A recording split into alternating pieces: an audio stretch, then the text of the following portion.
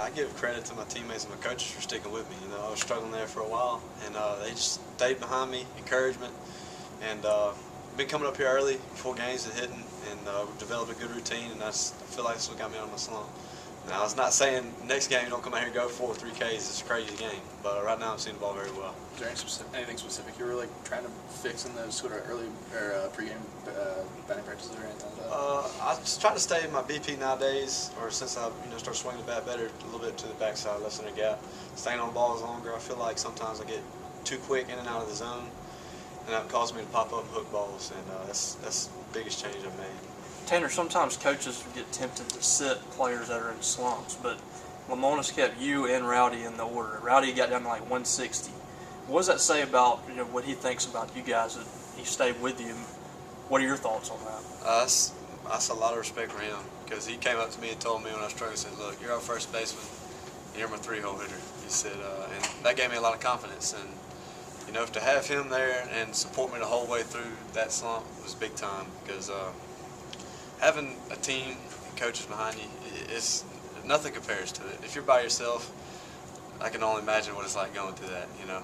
How was going to put a guy out there who hadn't started a game this season? Did y'all just intend to come after him, swing and attack?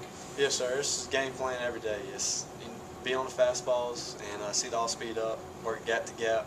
And we had a great plan against that guy today, and it showed. I think we got 6 runs the first 2 innings off of him.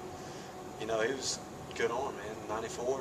A good curveball, but we were able to put good at-bats together and manufacture runs. That's the difference in the game. Speaking of behind you, you got McNamee and Foscue behind you, both of those guys getting on base and driving in runs. How does that help you kind of work through the slump there? Those guys, those guys have been tearing it up all year long. It's when you're struggling, and you come up with a situation and you don't get the job done, but when you have teammates like that behind you to pick you up, it takes a lot of the pressure off your chest. Because, like I said, those guys, 1 through 9. We're swinging the bat really well, and it's fun to watch. Y'all hit the SEC season halfway, and now you're tied for first. What else happened from the conference? Y'all feel like you've kind of set the stage for a successful second half? Yes, sir. It was a good first half, but nobody's going to remember first half if you don't have a good second half. So we're going to come out, big sweep this weekend, and play Texas Southern and play them hard, and hopefully beat them and have some momentum going to Arkansas this weekend or next weekend. To get a sweep on Super Bulldog weekend, just could you draw it up any better than the way the weekend turned out?